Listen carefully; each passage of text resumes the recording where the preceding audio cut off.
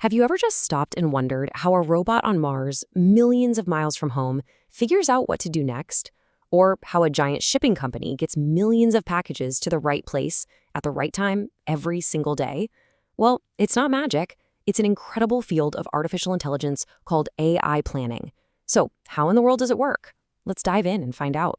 So, here's what we're going to cover. First, we'll unpack the real-world puzzle of just making a plan. Then, we'll look at how these AIs are basically in a race against the clock. After that, we'll see how they handle mind-boggling complexity by taking a view from above. And then, we'll get into how they plan for total chaos. And finally, I'm going to bring it all home and show you how you can use these same secrets to level up your own to-do list. All right, let's start with the biggest question of all. How do these super complex systems even begin to put together a plan that makes any sense? I mean, really think about that for a second. You've got a Mars rover with a specific mission, it's got limited battery power, and it's surrounded by unknowns. Or a shipping network, juggling millions of variables every single minute. How do they not just freeze up from the sheer number of choices? Well, the solution is actually pretty clever, and it's all about divide and conquer. AI planners split the whole problem into two distinct phases. First, there's the planning phase. This is just figuring out what actions you need to take. That's it. Forget the timeline for a minute. Then, and only then, do they move to the scheduling phase, which is all about figuring out when to do each of those things. So, once the AI knows what it means to do, it has to tackle that relentless pressure of the clock. This brings us right into the whole challenge of scheduling. And to solve this, planners have this brilliant tool called the critical path method. Think about building a house. You can't put the roof on before the walls are up, right? Of course not. This method is all about identifying that one essential sequence of tasks, the critical path, that determines the absolute fastest you can get the whole project done. And here is the absolute most important rule of the critical path. If you delay anything on this path, even by a little bit, the entire project gets delayed. There is zero wiggle room. No, I'll get to it later. This path is the absolute backbone of your entire plan. But what about all the other tasks? The ones that aren't on that critical path? Well, those tasks have something called slack. And slack is basically your best friend. It's your safety buffer, the amount of time a less urgent task can be pushed back before it actually starts to cause a problem for the final deadline. So this is really the key takeaway here. If a task is on the critical path, it has no slack time. Any delay, and I mean any delay, slows the whole thing down. But if it's off the critical path, you've got some slack. You have a little breathing room where a delay isn't a catastrophe. Knowing which is which, well, that's the secret to managing any complex schedule. Okay, so we've got a handle on time. But what happens when your plan isn't just a handful of steps? What if it's thousands or even millions of them? How do you even start to think about that without your brain just completely shutting down? The trick is, you don't start with the tiny details. You zoom out. It's called hierarchical planning.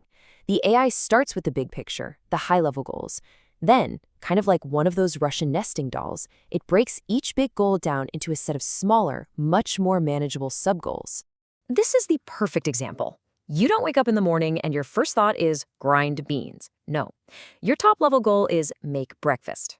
Your internal planner then breaks that down into make coffee and make toast. And only then does it get to the nitty-gritty, the primitive actions like grinding the beans, boiling water, and popping bread in the toaster. See? It's a pyramid of tasks. So there's actually a formal name for these big picture goals. It's a high-level action, or HLA. Just like make breakfast, a Mars rover might have an HLA called analyze rock sample. And that one abstract goal can be achieved by a whole sequence of smaller steps. This is exactly how planners avoid getting totally lost in the weeds. Okay. We have a perfect hierarchical plan.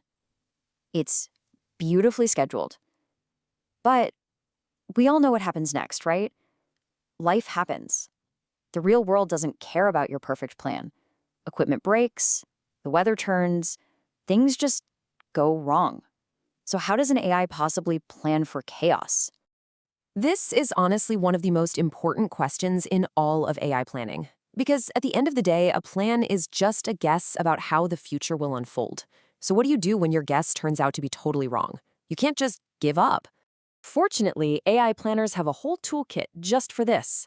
If you're flying completely blind with no info, you can use sensorless planning to find one sequence of actions that's guaranteed to work no matter what. More common, though, is contingency planning. This is like creating a choose-your-own-adventure story, with if-then branches for different results. And for the ultimate inflexibility, there's online planning, where the AI is constantly updating and changing its plan as new information comes in from the real world. So we've seen how AIs deal with time, complexity, and pure chaos. Now for the fun part.